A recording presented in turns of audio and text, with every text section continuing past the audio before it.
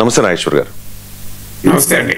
Sir, Bhimavaram డిఎస్పీపై deputy CM Pawan Kalyan serious అయ్యారు sir. Bhimavaram DSP Jayasurya ఆయన పేకాట అలాగే జూదాలను ప్రోత్సహిస్తూ ఉన్నారు అనేది పవన్ కళ్యాణ్ ఆరోపణ. సో ఇప్పటికే జిల్లా ఎస్పీతో మాట్లాడారు, నివేదిక ఇవ్వాలని డీజీపీకి కూడా ఆదేశించినట్లుగా మనకి వార్తలు వస్తూ ఉన్నాయి సార్. హోంమంత్రి అనిత కూడా ఈ ఇష్యూ మీద రియాక్ట్ అయ్యారు. అండ్ గతంలో మనం చూసాం కదా సార్, పిఠాపురం వేదికగా పవన్ కళ్యాణ్ ఈ హోమ్ మినిస్ట్రీ మీద అంటే మీకు చేత కాకపోతే చెప్పండి నేను నిర్వర్తిస్తాను అని మాట్లాడిన హోమ్ మినిస్టర్ అనిత గారు కూడా చెప్తా ఉన్నారు, మీరు మంత్రి, మీరు హోమ్ మినిస్టర్, నేను పంచాయతీరాజ్ శాఖ మంత్రిని, నేను అటవీ శాఖ మంత్రిని, పర్యావరణ శాఖ మంత్రిని, హోం మంత్రి శాఖ మీరు బాధ్యత వహించండి. నేను హోంశాఖ తీసుకున్న పరిస్థితులు వేరుగా ఉంటాయి, గుర్తుపెట్టుకోండి.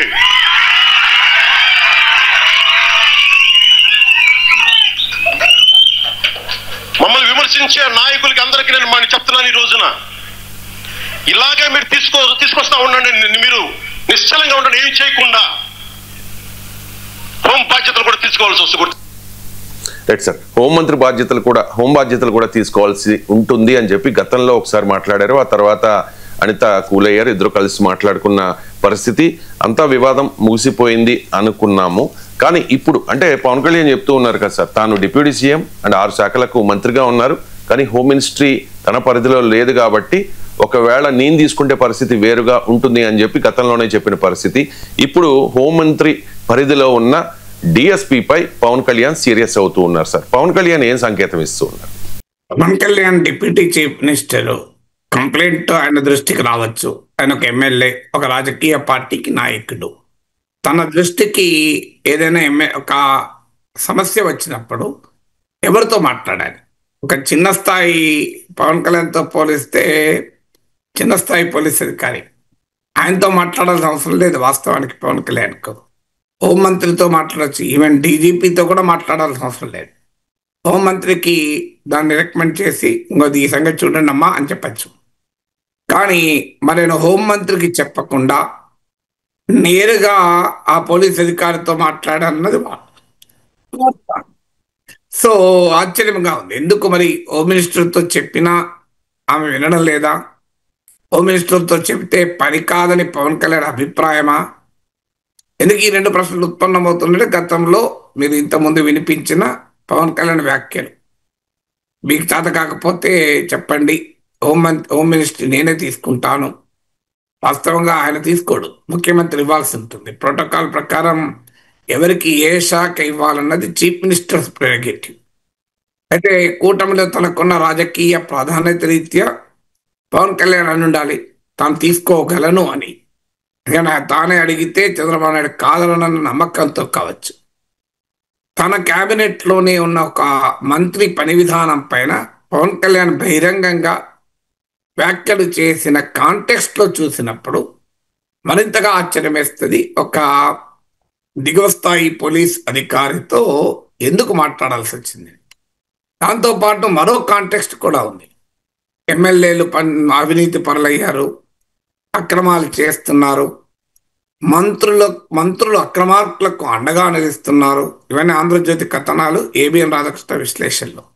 నారాయణ పైన ప్రత్యేకంగా అక్రమార్కులకు నారాయణ అండా, మంత్రులు పనిచేయడం లేదు, ఎమ్మెల్యేలు పనిచేయడం లేదు, ఎమ్మెల్యేలు అవినీతి వసూలు రాజాలయ్యారు. ఇవన్నీ కూడా మీకు ఆంధ్రజ్యోతి కథనాలు, ఏబిఎన్ రాధాకృష్ణ విశ్లేషణలు, ఈవెన్ టీవీ ఛానల్లో, అది కూడా తమకు వ్యతిరేకమైన టీవీ ఛానళ్ళకు కూడా కాదు, తాము అభ్యంతరం చెప్పే ఛానళ్ళకు కూడా కాదు, తామ దమ్మున్న ఛానళ్ళని తామే అంగీకరించే ఏబిఎన్లోనే ఉండి కూటమి నేతలు బహిరంగంగానే చెప్తున్నారు. నేను కోర్టు కూడా చేశాను, కుటుంబరావు శివశంకర్లు మాట్లాడింది. సో మంత్రులు ఎమ్మెల్యేలు కింద నుంచి పైదాకా అవినీతిలో కూరుకుపోయారని. మరి కలెక్టర్లు పనిచేయడం లేదు, ఆంధ్రజ్యోతి కథనం. కలెక్టర్లు కాలే బయటికి పెడతలేరు, ఒక ముఖ్యమంత్రి మినహా, కాస్త లేదంటే ఉప ముఖ్యమంత్రి లోకేష్, వీళ్ళు ముగ్గురు మినహా ఆంధ్రప్రదేశ్లో ఎవరు పనిచేస్తలేరు. ఇది ఏదో వైసీపీ చేస్తున్న విమర్శ కాదు, ఇది ఆంధ్రజ్యోతి లాంటి పత్రికలు, ఏబిఎన్ రాధాకృష్ణ లాంటి సంపాదక మీడియా యాజమానులు, పాత్రికేయులు మరీ ముఖ్యంగా అందులో తస్మదీయుడు అని నేను అనకూడదు, కానీ తస్మదీయుడైతే కాదు, టీడీపీకి వ్యతిరేకంగా ఉన్న వ్యక్తినైతే వైసీపీ పేటీఎం బ్యాచ్ అనైతే తెలుగుదేశం వాళ్ళు రాధాకృష్ణ అనరు. దాంతోపాటు మీకు కూటమి నేతలు బహిరంగంగా టీవీ ఛానల్లో చేస్తున్న వ్యాఖ్యలు, ఇవన్నీ కలిపి చూసినప్పుడు ఏమనిపిస్తుంది, అసలు పవన్ కళ్యాణ్కి గ్రిప్ లేదా అడ్మినిస్ట్రేషన్ పైన? ఎందుకంటే డిప్యూటీ చీఫ్ మినిస్టర్ అనేది పొలిటికల్ పొజిషనే తప్ప కాన్స్టిట్యూషనల్ పొజిషన్ కాదు. మనకు అర్థం కావాల్సింది, ఎక్కడా రాజ్యాంగంలో ఉప ముఖ్యమంత్రి అన్న పదవి లేదు. సంకీర్ణ రాజకీయాలు వచ్చాక లేదు, అంతకు ముందు రాజకీయ పార్టీల్లో పోటీలను దృష్టిలో పెట్టుకొని సంకీర్ణాలు కాకపోయినా కూడా ఉప ముఖ్యమంత్రులు ఇస్తూ ఉంటారు. సో ఇప్పుడు ఆంధ్రప్రదేశ్లో ఉప ముఖ్యమంత్రులు ఉన్నారు, కర్ణాటక తెలంగాణలో సంకీర్ణ ప్రభుత్వాలు కాదు, అయినా ఉప ముఖ్యమంత్రులు ఉన్నారు. సో ఉప ముఖ్యమంత్రి అనే పదవిని నీలం సంజీవరెడ్డి 6వ వేలుతో పోల్చాడు. అది కూడా కాంటెక్స్ట్ ఏంటి అంటే, తెలంగాణ హైదరాబాద్ రాష్ట్రం ఆంధ్ర రాష్ట్రం 1956లో మెర్జ్ అయ్యాక అప్పుడున్న పెద్ద మనుషుల ఒప్పందం ప్రకారము ముఖ్యమంత్రి ఒక ప్రాంతానికి అయితే ఉప ముఖ్యమంత్రి మరో ప్రాంతానికి ఉండాలి. ఆ లెక్క ప్రకారం సీమాంధ్ర ప్రాంతానికి చెందిన నీలం సంజీవరెడ్డి ముఖ్యమంత్రి అయినప్పుడు తెలంగాణకు చెందిన నాయకుడికి ఉప ముఖ్యమంత్రి ఇవ్వాలి. ఆ కాంటెక్స్ట్లో నీలం సంజీవరెడ్డి అన్నది ఏంటి, అది 6వ వేలుతో సమానము, 6th ఫింగర్తో సమానం అని. సో ఇప్పుడు పవన్ కళ్యాణ్ పరిస్థితి అలా ఉందా, 6th ఫింగర్ లాగా ఉందా అనే అనుమానం వస్తుంది. ఏంటి పవన్ కళ్యాణ్ ముఖ్యమంత్రి చెప్పచ్చు, హోంమంత్రి చెప్పచ్చు, డీజీపీతో చెప్పినట్టున్న వార్తలు వచ్చాయి, డీజీపీతో చెప్పి పని కంప్లీట్ అయ్యేలా చూసుకోవచ్చు. మరి పవన్ కళ్యాణ్ స్థాయిలో సంబంధిత పోలీస్ అధికారికి హెచ్చరించాల్సిన అవసరం లేదు కదా. చీఫ్ సెక్రటరీకి చెప్పచ్చు, చాలామంది చెప్పచ్చు, ప్రిన్సిపల్ సెక్రటరీ హోంకి చెప్పచ్చు. మళ్ళీ వీళ్ళు ఎవరికి చెప్పినా పని కావడం లేదా? ఎవరికి అవుతలేదు? పవన్ కళ్యాణ్కి అవుతలేదా? అసలు అధికారులు ఆ స్థాయిలో ఉన్నారా? ఎందుకంటే క్షేత్రస్థాయిలో ఆరోపణలు ఏంటంటే కరప్షన్ క్షేత్రస్థాయిలో తెలుగుదేశం మిత్రులే చెప్తున్నారు, సార్ క్షేత్రస్థాయిలో భయంకరంగా ఉంది సార్ అవినీతి అని, గత ప్రభుత్వానికి మాకు తేడా లేకుండా పోతుంది అని వాళ్ళు తెలుగుదేశం మిత్రులే చెప్తున్న ఆరోపణ, ఉదాహరణలతో సహా చెప్తున్నారు. ఎంఆర్ఓ ఆఫీస్కి పోతే ఏంటి అని ఏబిఎన్ రాధాకృష్ణ విశ్లేషణలు కూడా చెప్పారు. చిత్తూరు జిల్లా హైదరాబాద్లో ఉండే ఒక అతను చిత్తూరుకి వెళ్ళి తన సొంత ఆస్తి అమ్ముకోవాలన్నా సబ్ రిజిస్ట్రార్ చెప్పిన సలహా ఎమ్మెల్యే కలిసిరండి అని. సో ఇలాంటి పరిస్థితులు ఉన్నప్పుడు మరి పోలీసు అధికారులు వింటారా? అసలు సమస్యను పక్కకు పెట్టి పవన్ కళ్యాణ్ అడ్రస్ చేయాల్సింది ఏంటి? ఒకటి, పొలిటికల్ కరప్షన్ను మొదలు అడ్రస్ చేయాలి. రాజకీయ నాయకత్వం ఎమ్మెల్యేలే అడ్డగోలుగా వసూలు రాజాలైతే, సో వాళ్ళు నేను తెలుగుదేశం కుటుంబరావు వాడిన పదం వాడుతున్నాను, ఇంటాక్సికేటెడ్ విత్ పవర్, అంటే అధికారం అనేటువంటి నిషాలో ఉన్నారు. మరి ఎమ్మెల్యేల అధికారంలో అనే నిషాలో ఉంటే, జనసేన నాయకుడు శివశంకర్ మాటల్లో చెప్పాలంటే మట్టి, భూమి, మద్యం అన్నిట్లో కూడా వాటాలు. ఇది ప్రజలందరూ మాట్లాడుకుంటున్న అంశం. ఇది ఏమి పెద్ద క్షేత్రస్థాయికి పోతే ప్రజలు బహిరంగంగా ఎవరికి ఎంత వాటాలు మాట్లాడుకుంటున్నారని. సో ఈ పరిస్థితి ఏంటి అని అడిగితే, మేము ఖర్చు పెట్టాం 30 కోట్లు, మళ్ళీ మాకు చంద్రబాబు నాయుడు సీట్ ఇస్తాడా, మాకు మా పార్టీ సీట్ ఇస్తుందా, మాకు డబ్బులు లేనిది, అందుకే మేము సంపాదించుకుంటున్నాం. ఇలా రాజకీయ నాయకత్వం ఉన్నప్పుడు అధికార వర్గం మాత్రమే ఆనెస్ట్గా ఉండాలంటే సాధ్యమా? Political corruption is the mother of all corruption అంటారు. మంత్రి నారాయణకు అక్రమార్కులకు మంత్రి నారాయణ అండా. ఇది ఎవరు? ఆంధ్రజ్యోతి బ్యానర్ ఐటమ్, సాక్షి కాదు. మరి ఆంధ్రజ్యోతి బ్యానర్ ఐటమ్ అన్నప్పుడు మరి మంత్రి నారాయణకు అక్రమార్కులు అంత అండగా అక్రమార్కులకు నారాయణ అంత అండగా నిలుస్తుంటే, నారాయణ చంద్రబాబు నాయుడు క్యాబినెట్లో అత్యంత ముఖ్యమైన మంత్రిగా ఉన్నప్పుడు నా పవన్ కళ్యాణ్ నిస్సహాయత వ్యక్తమవుతుంది కదా. సో అందువల్ల పవన్ కళ్యాణ్ ఇప్పుడు సీజ్ ద షిప్ అన్నాడు అక్కడికి వెళ్ళి. దానికి ఏం జరిగింది? Did anything happen? ఎవరిపైన చర్య ఉందా? ఆ కంట్రోల్ బియ్యం ఎక్స్పోర్ట్ అవుతుంటే ఎవరిని పట్టుకున్నారు? ఏ నాయకుడు ఆరోపణ వచ్చింది? వైసీపీ నాయకుడు పేరు నానిపోయి కదా. మరి ఏం చర్యలు ఎందుకు లేవు? ఎక్కడ ఆగింది? అంటే పవన్ కళ్యాణ్ తాను ఏమన్నా ఏమీ జరగలేదన్న ఫ్రస్ట్రేషనా? తాను ఉప ముఖ్యమంత్రిగా ఉండి కూడా తాను ఆశించిన రీతిలో పనిచేయలేకపోతున్నాడన్న ఆవేదన, ఆయనలో ఫ్రస్ట్రేషన్ కనబడుతుందా మనకు తెలియదు. ఎందుకంటే బయటికైతే 15 ఏళ్ళు ఉండాలి కూటమి, ప్రతి సందర్భంలోనూ చంద్రబాబు నాయుడు నాయకత్వాన్ని పవన్ కళ్యాణ్ పొగుడుతున్నాడు. మరి చంద్రబాబు నాయుడుతో డిఫరెన్సెస్ లేవు, కానీ దిగువ స్థాయిలో ఎవరు వింటలేరా?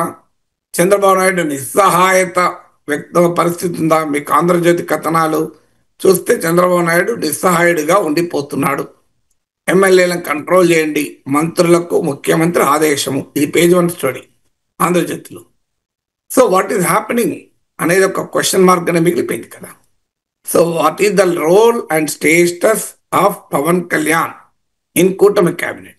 పవన్ కళ్యాణ్ అంటే కేవలం ఒక జనసేన పార్టీ నాయకుడు కాదు, ఓ మిత్రపక్షానికి నేత మాత్రమే కాదు. చంద్రబాబు నాయుడు మాటల్లో చెప్పాలంటే గేమ్ చేంజర్, నా మాటల్లో చెప్పాలంటే man of the match. Game changer అంటే ది అన్స్టాపబుల్ బాలకృష్ణ షోలో చెప్పింది. గేమ్ చేంజర్కే గేమ్ పైన కంట్రోల్ లేకపోతే ఆయన గేమ్ ఎందుకు చేంజ్ చేసినట్లు? సో గేమ్ చేంజర్ పరిస్థితి ఇలా ఎందుకుంది అనేటువంటి క్వశ్చన్ అయితే ఉత్పన్నం కాక తప్పదు కదా. ఈ కాంటెక్స్ట్లో మళ్ళీ లోకేష్ ఉప ముఖ్యమంత్రి పదవి, దానిపైన జనసేనలో ఆందోళన, ముఖ్యమంత్రిగా పవన్ కళ్యాణ్ కావాలని మేము కోరుకుంటున్నామని జనసేన వ్యాఖ్యలు, అసలు అంగీకారం ప్రకారం రెండవ ఉప ముఖ్యమంత్రి అవకాశమే లేదు అని పుచ్చేచేది లాంటి సీనియర్ల వివరణలు, ఇవన్నీ కలిపి చూసి డాట్స్ అన్ని కనెక్ట్ చేస్తే లార్జర్ పిక్చర్ మీకు కనబడుతుంది కదా. Right sir. ఇక వైజాగ్లో ఆంధ్రప్రదేశ్లో గూగుల్ సంస్థ 1,36,000 కోట్ల రూపాయల పెట్టుబడి పెట్టేందుకు ఆంధ్రప్రదేశ్ గవర్నమెంట్తో ఒప్పందం కుదుర్చుకుంది. ఈ ఒప్పందం మీద తమిళనాడులో మాటల యుద్ధం నడుస్తోంది సార్. అధికార డిఎంకేకి ప్రతిపక్ష అన్నాడీఎంకేకి మధ్య. అన్నాడీఎంకే ఆరోపిస్తోంది స్టాలిన్ వైఫల్యం ఇది. గూగుల్ సిఇఓ సుందర్ పిచాయ్ తమిళ్, కానీ ఆయన గూగుల్ ఏఐ హబ్ని తమిళనాడుకు దక్కించుకోలేకపోయారు, అది ఆంధ్రాకు వెళ్ళిపోయింది అని చెప్పి అక్కడ పెద్ద ఇష్యూ నడుస్తుంది. దీని మీద నారా లోకేష్ ఒక ట్వీట్ చేశారు సార్, హీ చూస్ భారత్ అని చెప్పేసి. లోకేష్ చాలా స్పోర్టివ్గా స్పాంటేనియస్గా ట్వీట్ చేసినట్టు అనిపిస్తోంది. ఈ ట్వీట్ మీద మీ కామెంట్ ఏంటి సార్? అంటే ఇది మనకు అర్థం కావాల్సింది, గూగుల్ అనేది ఒక మల్టీనేషనల్ కంపెనీ. వాళ్ళకు దేశాలే తేడా లేదు, రాష్ట్రాలు ఏం తేడా ఉంటుంది. సుందర్ పిచ్చయ్య సిఇఓ కావచ్చు, సుందర్ పిచ్చయ్య గూగుల్లో సర్వాధికారాలు ఉండవు. There is a board for it, there is a company. సర్వాధికారాలు ఉన్నా కూడా ఈ తాము తమిళనాడు నుంచి వచ్చాం కదా అని తమిళనాడుకు ఎక్కువ వడ్డించుడు ఇలాంటివి ఉండదు. Google is a big multinational company, అనేక దేశాల్లో పనిచేస్తుంది. ఆ మాటకొస్తే అసలు అమెరికాలో కంపెనీ పెట్టచ్చు కదా. ట్రంప్ అనేది అదే కదా, బయట ఎక్కడ పెట్టకూడదు, అన్నీ అమెరికాలో పెట్టాలని. సో అందువల్ల మీకు గూగుల్ లాంటి మల్టీనేషనల్ కంపెనీస్ ఇలా మనం మా రాష్ట్రంలో పెట్టాలి, మా జిల్లాలో పెట్టాలి, మదురైలో పుట్టాడు కనుక మదురైలోనే పెట్టాలి, మదురైలో పలానా వీధిలో పుట్టాడు కనుక ఆ వీధిలోనే పెట్టాలి, అలా ఉండదు. సో ఇప్పుడు మైక్రోసాఫ్ట్ అధినేత సత్య నాదెల్లా ఆంధ్రప్రదేశ్ రాష్ట్రానికి చెందిన వ్యక్తి, అనంతపురంలో అనుకుంటా పుట్టాడు అని చెప్పి ఆయన అనంతపురంలో మైక్రోసాఫ్ట్ పెట్టదు కదా, మనకు అర్థం కావాల్సింది. సో అందువల్ల పొలిటీషియన్స్ లాగా మనం ఆలోచించకూడదు వీళ్ళను. పొలిటీషియన్ నిజమే, మీకు రాజశేఖర రెడ్డి ముఖ్యమంత్రి, జగన్మోహన్ రెడ్డి ముఖ్యమంత్రి ఉంటే పులివెందులపై ఫోకస్, చంద్రబాబు నాయుడు ముఖ్యమంత్రి ఉంటే కుప్పంపై ఫోకస్, మీకు రేవంత్ రెడ్డి ముఖ్యమంత్రి కనుక కొండారెడ్డిపల్లెపై ఫోకస్, కేసీఆర్ ముఖ్యమంత్రి అంటే గజ్వేల్పై ఫోకస్. ఇలా ఉండదు కదా. మల్టీనేషనల్ కార్పొరేషన్ల సిఇఓలు they don't function like politicians, they function like CEOs. వాళ్ళకు బిజినెస్ ఇంట్రెస్ట్లే ప్రధానంగా ఉంటాయి. సో బిజినెస్ ఇంట్రెస్ట్ ఎక్కడుంటే అక్కడికి పెడుతుంటారు తప్ప ఇలా మనకున్న రాజకీయ రాగద్వేషాలు వాళ్ళకు అంటగట్టాలని చూస్తే అది కరెక్ట్ కాదు. ఇక రెండవది, భారత్కు వచ్చారు. ఎందుకంటే లోకేష్కి ఒక ఛాలెంజ్ ఏంటంటే, అన్న అక్కడ ఇష్యూ రైజ్ చేసింది ఏఐఏడిఎంకే నాయకుడు, తమిళనాడు మాజీ ముఖ్యమంత్రి పళనిస్వామి. నెక్స్ట్ ఇయర్ ఎలక్షన్స్ ఉన్నాయి. ఎన్నికల్లో ఈ అంశాన్ని వాడుకోవటానికి గూగుల్ ఆంధ్రప్రదేశ్కి వచ్చింది అని. మన హైదరాబాద్కు మైక్రోసాఫ్ట్ వచ్చినప్పుడు తమిళనాడులో ఈ రకమైన చర్చ జరగలేదే. మైక్రోసాఫ్ట్, యాపిల్, అమెజాన్, గూగుల్ అన్నీ హైదరాబాద్కి వచ్చినప్పుడు, అప్పుడు ఉమ్మడి రాష్ట్ర రాజధానికి వచ్చినప్పుడు అప్పుడే తమిళనాడులో ఏం తలకిందులు ఎక్కాలే కదా. సో అందువల్ల అయినా మీకు ఇప్పుడు కమలా హారిస్ మన ఈ అమెరికా వైస్ ప్రెసిడెంట్గా పనిచేశారు. కమల ఎవరు? తమిళ తమిళ ఆరిజిన్ కదా, వాళ్ళ మదర్ తమిళ్ శ్యామల, మన తమిళ శ్యామలనే కదా. మన తమిళనాడుకి అప్పుడు ఏం తెచ్చుకున్నారు కమలా హారిస్ ద్వారా? మన రిషి సునక్ పంజాబీ ఆరిజిన్, కర్ణాటకకు అల్లుడు. పంజాబ్కి ఏమొచ్చింది, కర్ణాటకకి ఏమొచ్చింది అని బ్రిటిష్ ప్రైమ్ మినిస్టర్గా ఉన్నప్పుడు. సో అందువల్ల మీకు Usha Chilukuri American second lady, Krishna జిల్లాకి ఏమొచ్చింది, ఆమె కృష్ణా జిల్లాలో పుట్టారు కదా. ఆమె నానమ్మ ఇప్పటికీ కూడా వైజాగ్లో ఉన్నారు కదా. ఆమె నానమ్మ తోటికోడలు. మరి ఆమె మొన్న ఇండియాకి వచ్చినప్పుడు జేడీ వ్యాన్స్తో కలిసి ఆగ్రా వెళ్ళారు, జైపూర్ వెళ్ళారు, ఆంధ్రప్రదేశ్ రాలే కదా. అందువల్ల ఒక స్థాయి దాటాక నాకు తెలిసినంత వరకు ఇలాంటివి ఉండవు. అందుకే ఇన్ని ఉదాహరణలు చెప్పాను.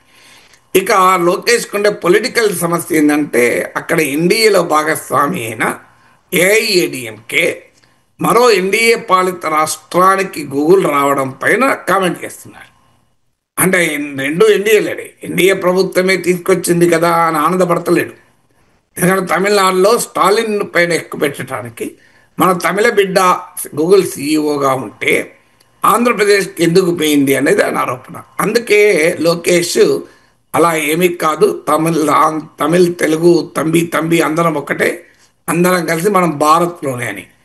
కానీ ఈ లోకేష్ కర్ణాటకలో ఇది వివాదమైనప్పుడు ఇలా కామెంట్ చేయలేము. గమనిస్తే ఎందుకంటే కర్ణాటకలో కాంగ్రెస్ ప్రభుత్వం ఉంది, అక్కడ కూడా ఇదే ఇష్యూ వచ్చింది. ప్రియాంక్ ఖర్గే అక్కడ ఒక కామెంట్ చేశారు.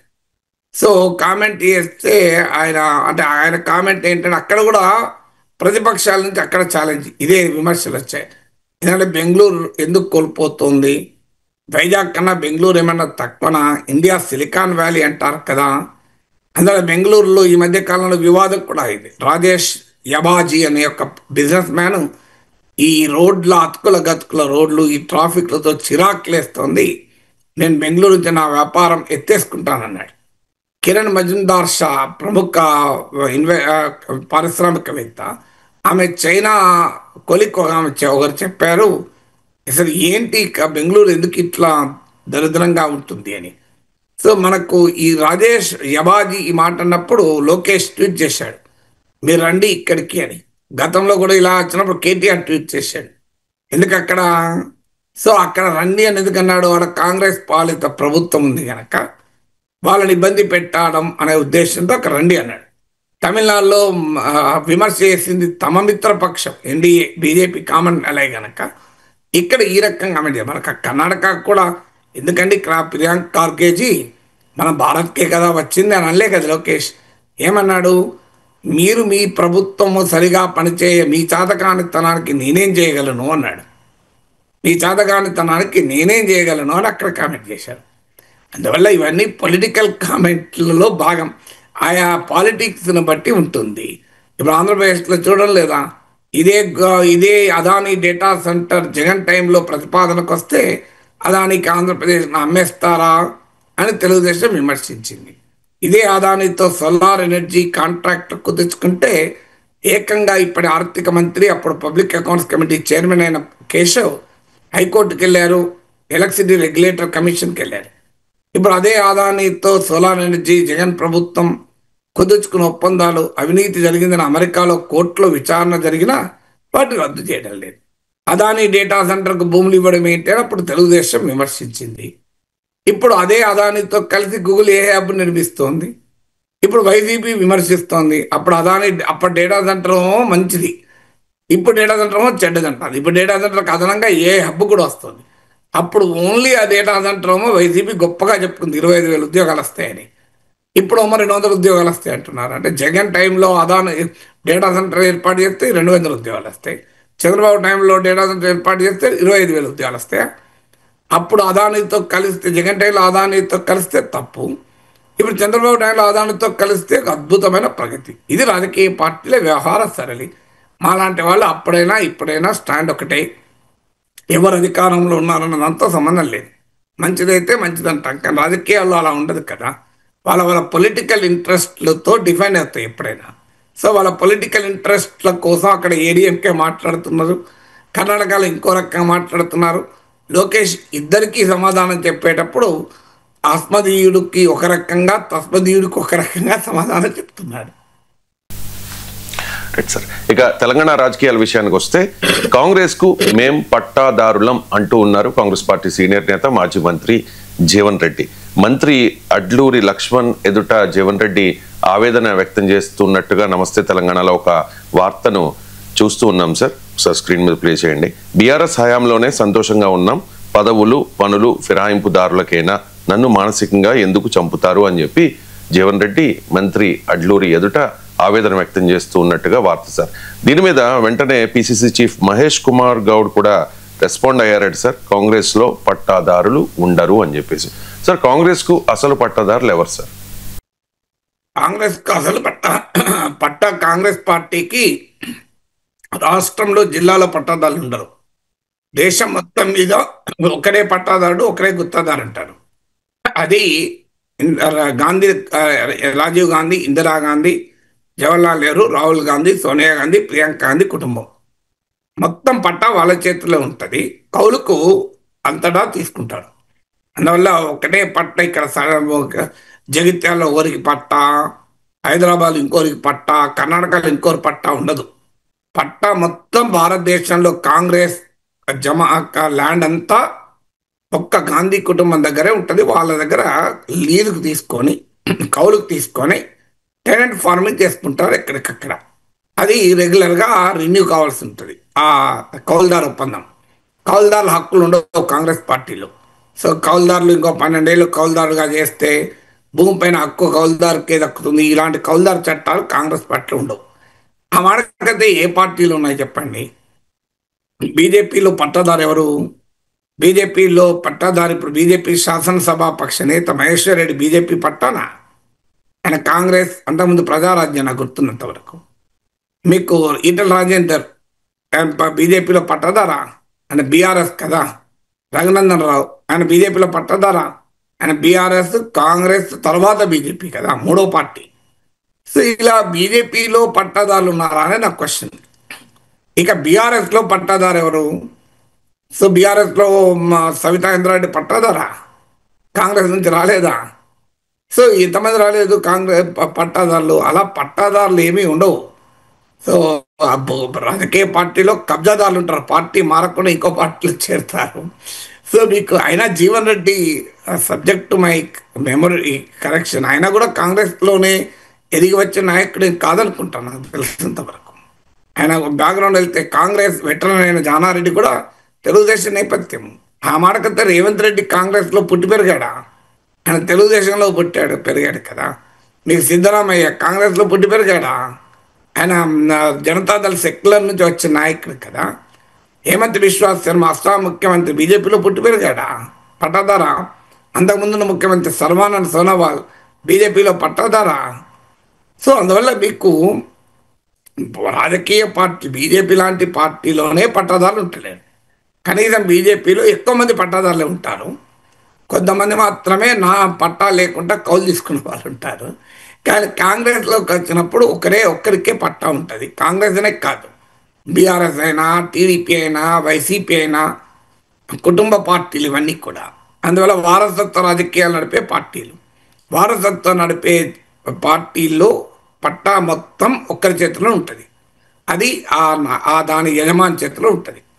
నువ్వు పట్టా కానీ, షేర్లు కానీ, ఏదైనా కానీ వాళ్ళ అవసరానికి తగ్గట్టుగా వాళ్ళే మొత్తం దేశవ్యాప్తంగా ఉన్న భూమిని దున్నలేరు కనుక వాళ్ళు తెలంగాణలో ఇంకో రేవంత్ రెడ్డికి పట్టా కౌలుకి ఇచ్చారు కొంతకాలం, కర్ణాటకలో సిద్ధరామయ్యకి ఇచ్చారు. సో జగిత్యాల్లో తనకి ఇవ్వలేదన్న జీవన్ రెడ్డి ఆవేదన. ఎందుకంటే ఇటీవల బీఆర్ఎస్ నుంచి వచ్చిన ఎమ్మెల్యే కాంగ్రెస్లో చేరాడు, ఆయన పట్టాదారులాగా వ్యవహరిస్తున్నాడు అన్నది జీవన్ రెడ్డి ఆరోపణ. సో అందువల్ల ఒకే భూమిని ఇద్దరికి రిజిస్ట్రేషన్ అయినట్టు ఒక్కోసారి ఒకే భూమిని ఇద్దరికి కూడా కౌలుకి ఇస్తుంటారు. దాంతో ఎవరు కౌలు చేయాలన్నది పంచాయతీ ఉంటుంది. అప్పుడు అక్కడ కాంగ్రెస్లో డీసీసీ అధ్యక్ష పదవులు నియమించేది ఉన్నది. అందుకొరకు ఈ పట్టాదారు వర్సెస్ కౌలుదారు ఇది బీఆర్ఎస్లో కూడా మనం చూసాం. మేము ఈటల బీఆర్ఎస్ నుంచి వెళ్ళిపోయే సమయంలో ఆ గొడవదే కదా, మేమంతా యజమానులమే అని. ఎవరు యజమాని అని చర్చ వచ్చింది కదా. సో యజమాని కూతురు కవిత ఇప్పుడు బీఆర్ఎస్లో లేరు. సో అందువల్ల రాజకీయ పార్టీల్లో, అది కూడా వ్యక్తి ఆధారిత పార్టీలు, కుటుంబ ఆధారిత పార్టీల్లో ఇలా అందరూ పట్టాదారులు ఉండరు. ఎవరు ఆయా సమయానికి సందర్భానికి వారికి కౌలు తీసుకుంటారు. కొంతమంది ఎక్కువ రోజులు కౌలు తీసుకుంటారు, కొంతమంది తక్కువ రోజులు కౌలు తీసుకుంటారు, కౌలు వదిలేస్తారు, మళ్ళీ వస్తారు కూడా కౌలుకు. ఇది రాజకీయాల్లో సహజం కదా. Right sir. ఇక జూబ్లీ హిల్స్ ఉప ఎన్నికలో బీఆర్ఎస్ అండ్ బీజేపీ ఈ రెండు పార్టీలు ఒక్కటి అయ్యాయి కాంగ్రెస్ పార్టీని ఓడించేందుకు అనేది రేవంత్ రెడ్డి ఆరోపణ సార్. కిషన్ రెడ్డి అంటూ ఉన్నారు, భారతీయ జనతా పార్టీ బీఆర్ఎస్, కాంగ్రెస్, మజ్లిస్ ఈ మూడు పార్టీలు ఒకటే, ఆ మూడు పార్టీలకి బుద్ధి చెప్పాల్సిన అవసరం ఉంది. అండ్ కాంగ్రెస్ అభ్యర్థిని నిర్ణయించింది ఆ పార్టీ కాదు, మజ్లిస్ నిర్ణయించింది అనేది కిషన్ రెడ్డి ఆరోపణ సార్. సో ఏ పార్టీలు ఒక్కటో అర్థం కాక తెలంగాణ ప్రజల్లో ఒక కన్ఫ్యూజన్ ఉంది సార్. ఏ పార్టీలు ఒకటి సార్, ఏంటి గోల? గోలకు కారణం ఏంటంటే మన జామెట్రీ చిన్నప్పుడు రేఖాగణితంలో చదువుకున్నాం. The sum of the two sides is always greater than the third side. వాస్తవంగా పాలిటిక్స్ మ్యాథమెటిక్స్ కాదు, పాలిటిక్స్ కెమిస్ట్రీ. సో రెండు పార్టీలు కలిస్తే అది ఆల్వేస్ మూడో పార్టీ కన్నా ఎక్కువ ఉంటుంది అని.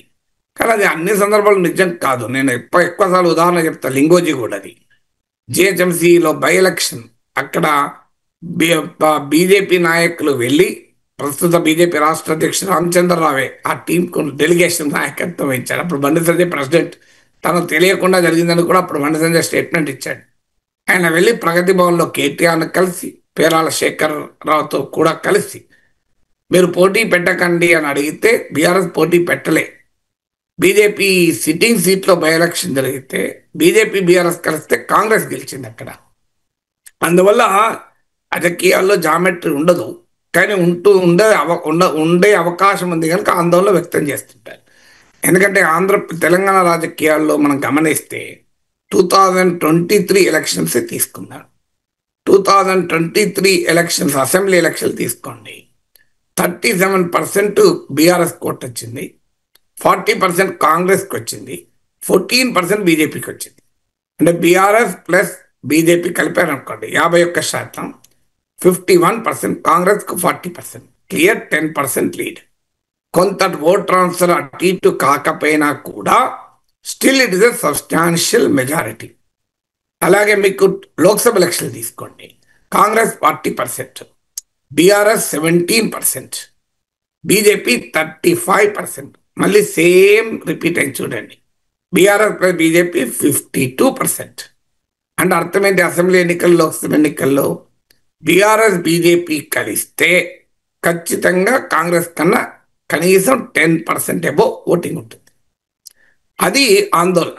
ఇప్పుడు జూబ్లీ హిల్స్లో కూడా అదే జరుగుతుంది. మీరు చూడండి, కావాలంటే మీరు November 14th రోజు మనం మాట్లాడుకుందాం. బీజేపీ బీఆర్ఎస్ రెండు పార్టీలు కనుక సమఉజ్జీలుగా పోటీ పడితే కాంగ్రెస్కు అడ్వాంటేజ్ అవుతుంది. ఇందులో ఏదన్నా ఒక పార్టీ చతికిల పడితే కాంగ్రెస్కు సవాల్గా మారుతుంది. ఇది ఈ పొలిటికల్ కాంటెక్స్ట్ మనకు క్లియర్గా మన కళ్ళ ముందు ఉంది. అందుకే రేవంత్ రెడ్డి బీజేపీ బీఆర్ఎస్ ఒక్కటే అని కామెంటు, కిషన్ రెడ్డి కాంగ్రెస్ బీఆర్ఎస్ ఒక్కటే అని కామెంటు, ఈ కామెంట్లన్నీ రావటానికి కారణం అది. ఎందుకంటే ఏ రెండు పార్టీలు కలిసినా మూడో పార్టీకి ఛాలెంజ్ వస్తుంది. కాంగ్రెస్ బీఆర్ఎస్ కలిసి జూబ్లీ హిల్స్ కలిసే అవకాశమే లేదు కదా.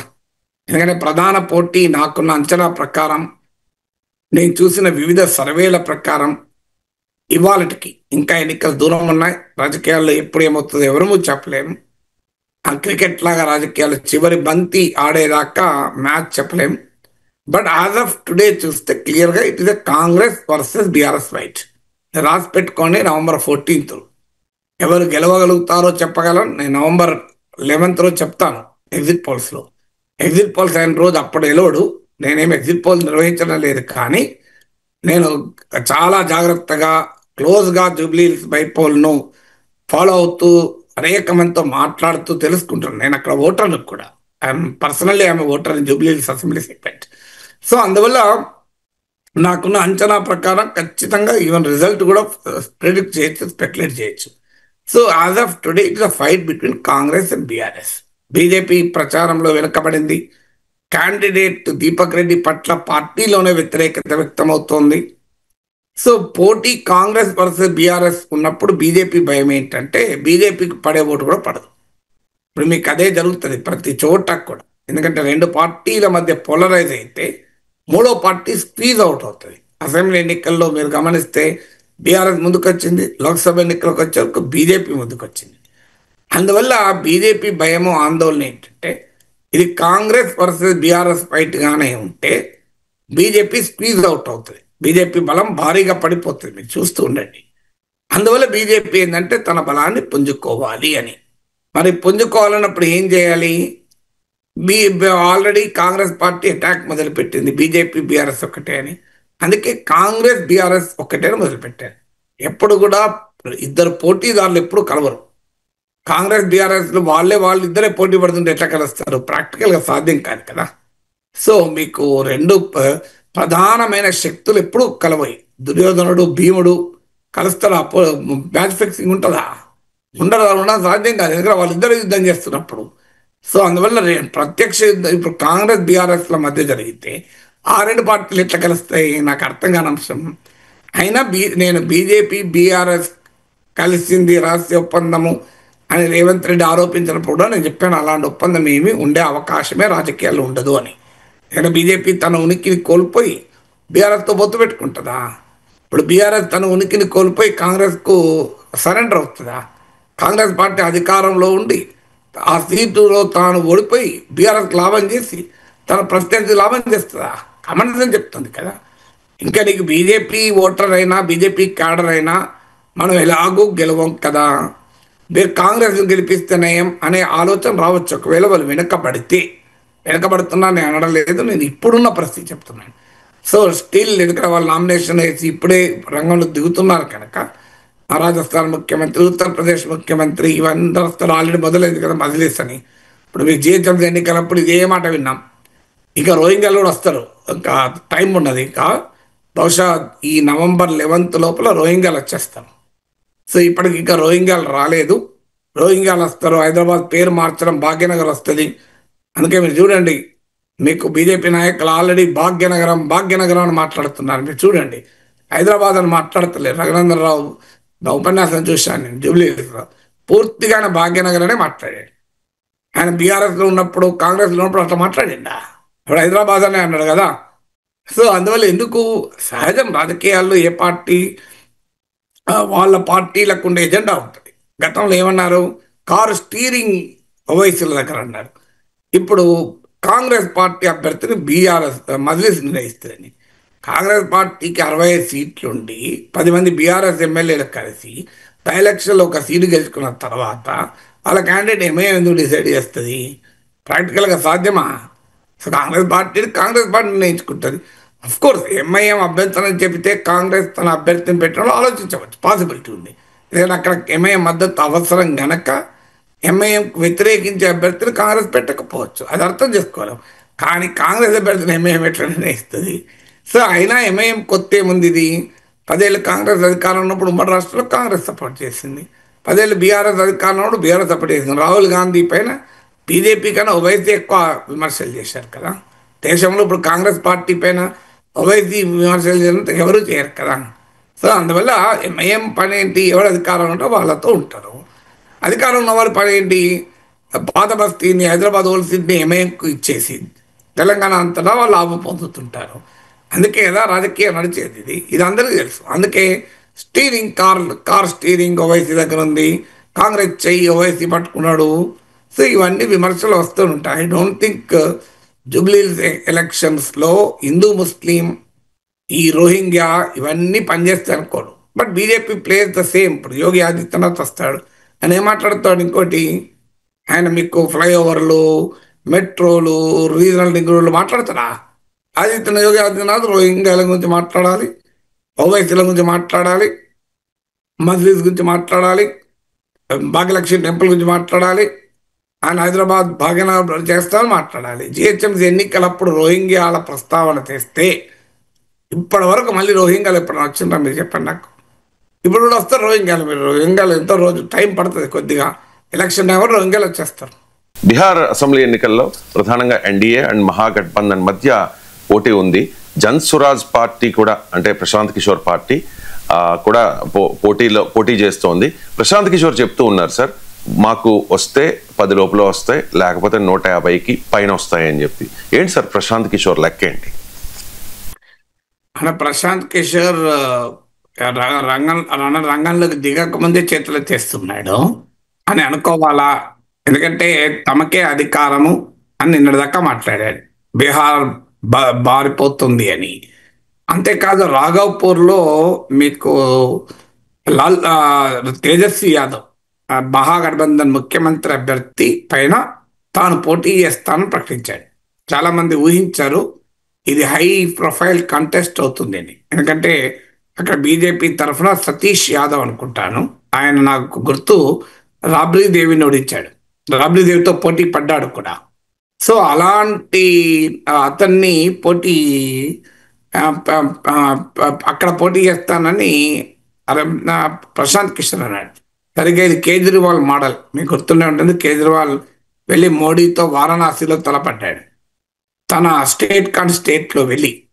సో ఇక్కడ మీకు ప్రశాంత్ కిషోర్ ఆ రకంగా చేస్తారనుకున్నారు. ఎందుకంటే తెలంగాణలో కూడా మీకు గజ్వేల్కి వెళ్ళి ఈటల రాజేందర్ కేసీఆర్తో పోటీ పడ్డాడు. బీజేపీ ముఖ్యమంత్రి అభ్యర్థి కావాలి, తాను ముఖ్యమంత్రి అభ్యర్థిగా ప్రొజెక్ట్ కావాలి అనే లక్ష్యంతో రేవంత్ రెడ్డి కాంగ్రెస్లో ముఖ్యమంత్రి అభ్యర్థిగా ఫోకస్ కావటానికి వెళ్ళి కామారెడ్డిలో కేసీఆర్తో తలపడ్డాడు.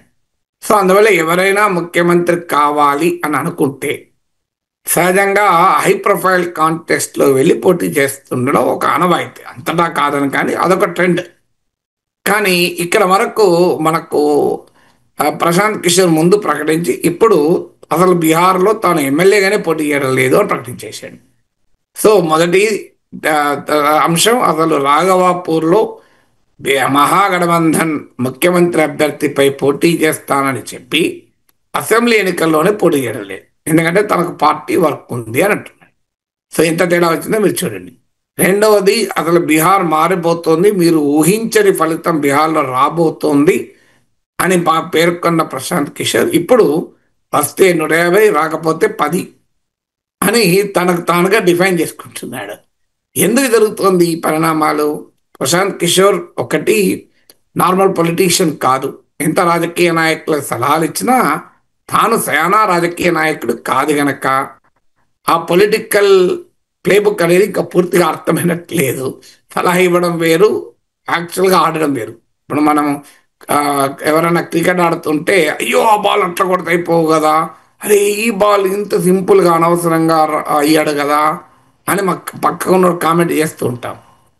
కార్డ్స్ ఆడుతుంటే పక్కన నిలబడి అలాగే చేస్తారు. చెస్ ఆడేటోళ్ళని చూడండి, అరే ఇలా ఆడితే వాడిని. ఎందుకంటే ఆట ఆడేవాడికి ఆట చూసేవాడికి వేరే తేడా ఉంటుంది. ఇప్పటిదాకా ప్రశాంత్ కిషోర్ ఆడించాడు, ఆట ఆడలే. అందువల్ల ఆయనకు ఆట తానే ఆడే సమయంలో తాను సెల్ఫ్ గోల్లు కొట్టుకుంటున్నట్టుగా కనబడుతుంది. అంతకుముందు ఇతరులకు బ్రహ్మాండంగా గైడ్ చేసి భారతదేశంలోనే ద మోస్ట్ సక్సెస్ఫుల్ పొలిటికల్ స్ట్రాటజిస్ట్గా పేరుగాంచి భారతదేశంలో పొలిటికల్ కన్సల్టెన్సీ అనే ఒక పెద్ద బిజినెస్కు ఆద్యుడు ప్రశాంత్ కిషోర్. ఇప్పుడు అది మల్టీ క్రోడ్ బిజినెస్ మన దేశంలో. అలాంటి ఒక కొత్త పొలిటికల్ కన్సల్టెన్సీని అమెరికా ఎన్నికల్లో ఉండే స్వభావాన్ని ఇండియన్ ఎలక్షన్స్కి ఇంట్రొడ్యూస్ చేసినటువంటి మాస్టర్ మైండ్ ప్రశాంత్ కిషోర్. కానీ తాను ఎన్నికల్లో పోటీ చేసే సమయంలో సెల్ఫ్ గోల్ కొట్టుకోవడం మొదలైంది. లేదా ఇది హానెస్ట్ ఇంట్రాస్పెక్షన్. ఎందుకంటే ఈ ఎన్నికల్లో ప్రశాంత్ కిషోర్ అంచనాకు రావచ్చు, తనకు ఈ ఎన్నికలు కాదు, తన టార్గెట్ 2030 ఎన్నికలని. ఎందుకంటే ఆయనకి ఏజ్ ఉంది, I think is only 47 years, below 50 years నాకు గుర్తున్నంత వరకు. సో ఈ స్టిల్ హ్యాజ్ ఏజ్. ఎందుకంటే మన రాజకీయాల్లో 80 ఏళ్ళ వరకు కూడా ఇబ్బంది ఏం లేదు, ఎంగే కదా. సో 75 ఏళ్ళు మన నరేంద్ర మోడీ, 80 ఏళ్ళు కాంగ్రెస్ అధ్యక్షుడు మల్లికార్జున్ ఖర్గే. అందువల్ల మీకు 47 years అంటే యూత్ కాంగ్రెస్లో నాయకుడు కావాల్సిన ఏజే కదా. సో అందువల్ల బహుశా ప్రశాంత్ కిషోర్ తన లక్ష్యాన్ని 2025 నుంచి 2030కి మార్చుకున్నట్టు కనబడుతోంది. సో అందువల్ల ఎందుకు ఇల్లు కొనాలని డబ్బులు జమ చేస్తూ ఉంటారు. కానీ ఇళ్ళ ధరలేమో ఎక్కువ ఉంటాయి, తానేమో కొనలేడు. ఇల్లు కొనాలి కనుక డబ్బులు దాచుకుంటూ కారు కూడా కొనడు. వన్ ఫైన్ మార్నింగ్ భార్యాభర్తలు నిర్ణయించుకుంటారు, ఏ ఇల్లు కొనేది లేదు సార్, చేయలేదు, ఇంకా టైం పడుతుంది, ఈ లోపల కారు కొనుక్కొని ఎంజాయ్ చేద్దాం అంటారు అని కారు కొంటుంటారు. మన ఇళ్ళలో చూస్తుంటాం ఇది.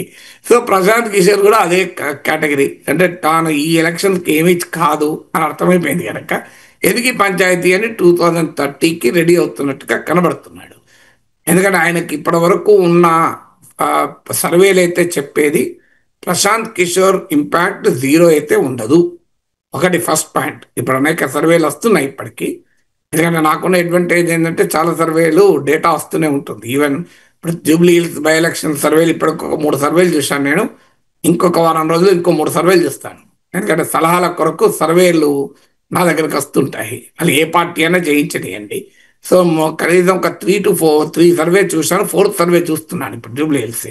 సో అలాగే బీహార్ సర్వేలు కూడా నేను చూశాను.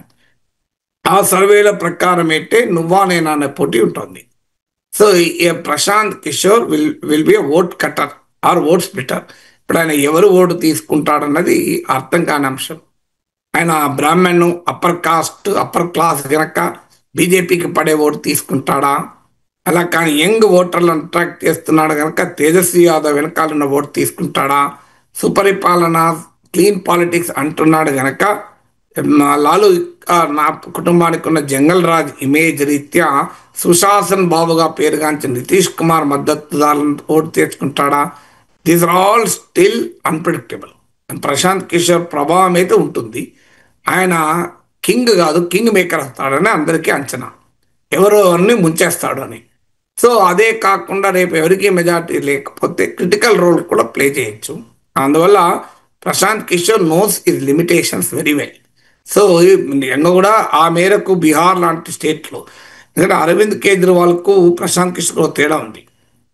ఇది ఈ మధ్య ఆజ్ తక్ నిర్వహించినటువంటి బీహార్ పంచాయతీలో మీరు అడిగిన ప్రశ్న కూడా అక్కడి నుంచే వచ్చింది. ప్రశాంత్ కిషోర్ చేసిన స్టేట్మెంట్ కూడా అదే బీహార్ పంచాయత్ ఆజ్ తక్ ప్రోగ్రాంలో ప్రశాంత్ కిషోర్ ఇంకో మాట కూడా అన్నాడు. అరవింద్ కేజ్రీవాల్ ఆమ్ ఆద్మీ పార్టీ వెనకాల ఉద్యమ నేపథ్యం ఉంది, మా పార్టీ వెనకాల ఉద్యమ నేపథ్యం ఏమీ లేదు, అయినా నేను ఉద్యమాలనే నమ్మను అన్నాడు.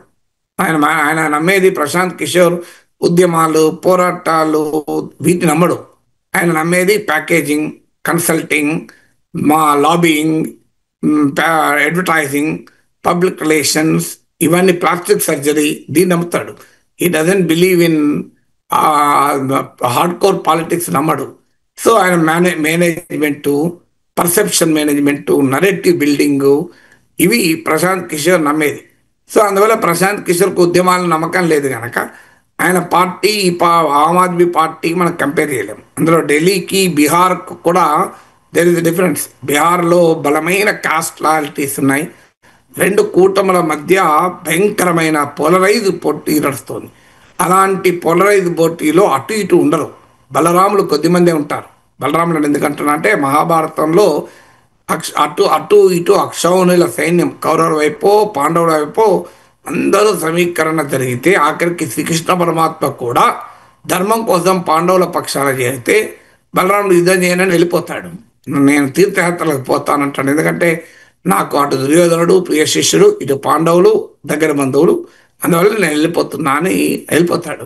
సో అందువల్ల మీకు బలరాములు ఉండరు రాజకీయాల్లో అటో ఇటోనే ఉంటారు. హైలీ పోలరైజ్డ్ బ్యాటిల్ నడిచినప్పుడు ప్రశాంత్ కిషోర్కు నిజంగా అనుకూలంగా ఉన్నవారు కూడా లాస్ట్ మినిట్కి వచ్చేవరకు ఓటు వేయకపోయే ప్రమాదం ఉంటుంది. ఎందుకంటే ఉదాహరణకు ఎన్డీఏని గెలిపించాలి, నితీష్ కుమార్ని ముఖ్యమంత్రి చేయాలి, బీజేపీని గెలిపించాలి అనుకున్న వాళ్ళు ఎన్డీఏ కొట్టేస్తారు.